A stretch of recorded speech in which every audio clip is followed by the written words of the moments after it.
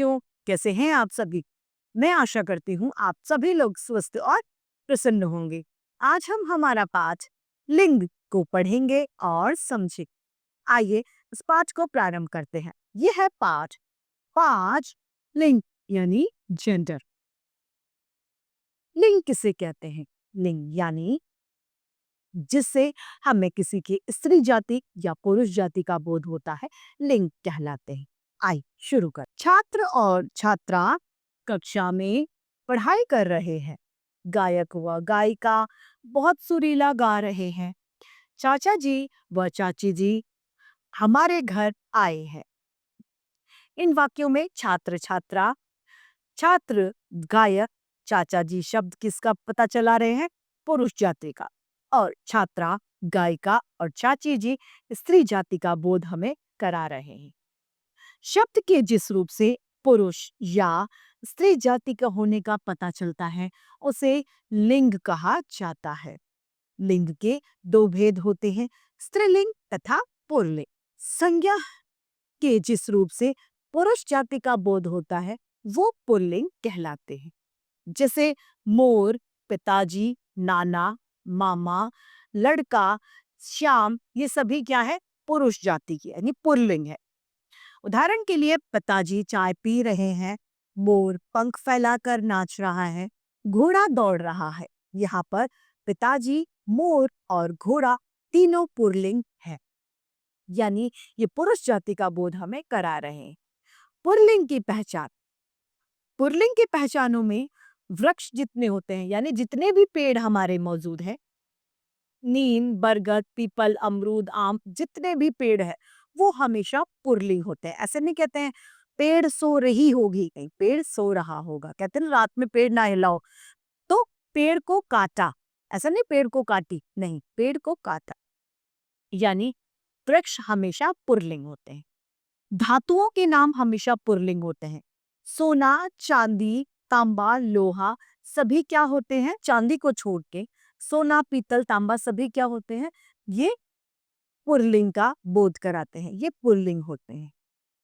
अनाजों के नाम जितने भी हैं, गेहूं, चावल, बाजरा, मक्का, सभी क्या है?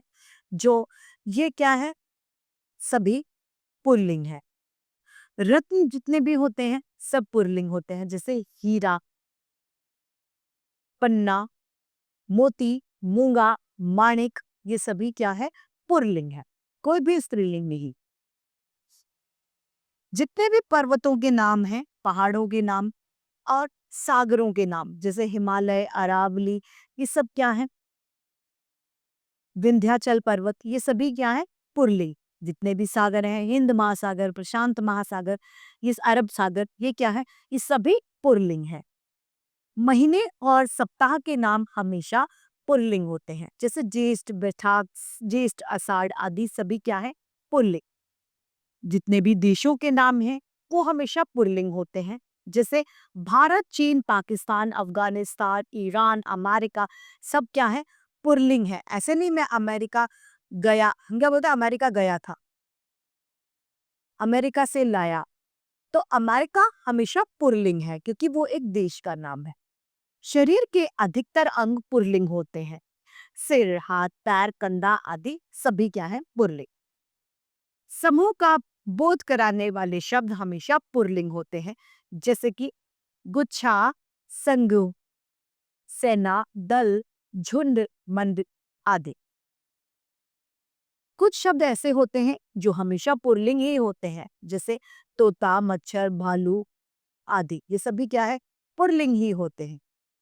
ऐसे शब्द जिनके अंत में अ, आ, पन, आ, पा, न, आव, त्र, आर, पास या क आता है वो पुल्लिंग होते हैं, जैसे मकान, पहिया, बचपन, मोटापा, अध्ययन, लगाव, पुरस्कार, उल्लास, नायक आदि, ये सभी क्या है?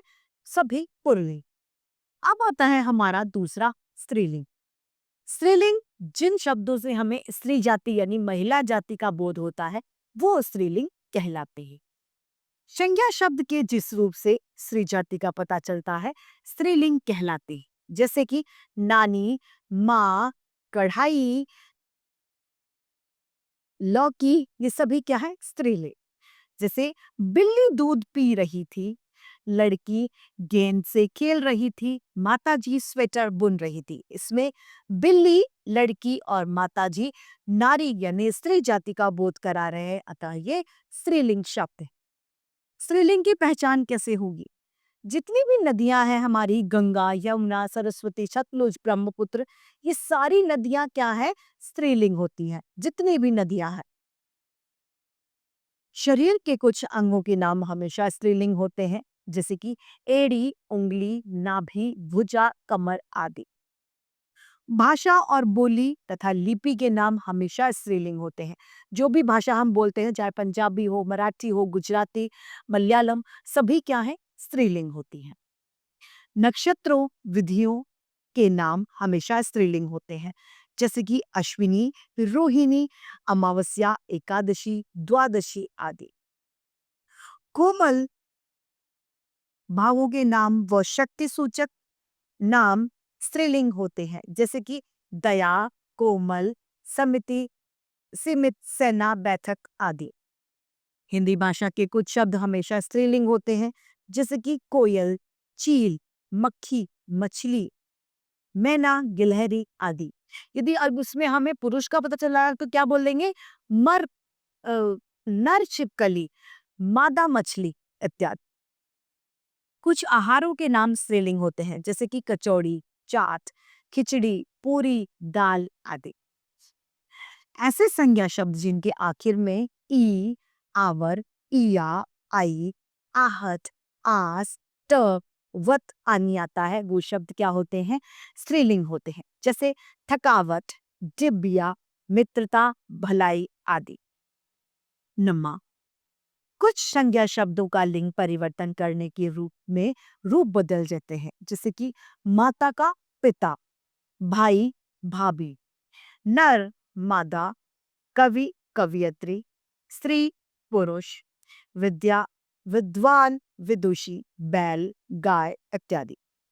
कुछ संज्ञा शब्द ऐसे होते हैं जो स्त्री व पुरुष में हमेशा एक रूप में प्रयोग में लाए जाते हैं, जैसे कि डॉक्टर, प्रधानमंत्री, इंजीनियर, खिलाड़ी, राष्ट्रपति, उपराष्ट्रपति आदि। इसमें नहीं, ऐसा नहीं होता कि डॉक्टर का इंजीनियर का इंजीनियर नहीं, नहीं, ये हम बोलचाल की भाषा में बोलते हैं, लेकिन ये शब्द गलत है। इसी के साथ हमारा पाठ समाप्त होता है। आइए इस पाठ को संक्षेप में दोहरा लेते हैं। स्त्री जाति व पुरुष जाति का बोध कराने वाले शब्द लिंग कहलाते हैं। लिंग के दो भेद होते हैं, पुल्लिंग तथा स्त्रीलिंग। हिंदी में कुछ शब्द सदैव पुल्लिंग तथा कुछ शब्द सदैव स्त्रीलिंग होते हैं। कुछ शब्दों में स्त्रीलिंग दोनों में समान रूप से प्रयोग किए जाते हैं। कुछ शब्दों में स्त्रीलिंग तथा पुल्लिंग बनाने के लिए प्रारंभ में नर व मादा का प्रयोग किया जाता है, जैसे नर तितली, मादा तितली। इसी के साथ हमारा ये पाठ लिंग जेंडर समाप्त होता है। मैं आशा करती हूँ सभी को यह पाठ निभाते रूप से समझ में आया होगा। आज के लिए इतना ही, फिर मिलते हैं। धन्यवाद।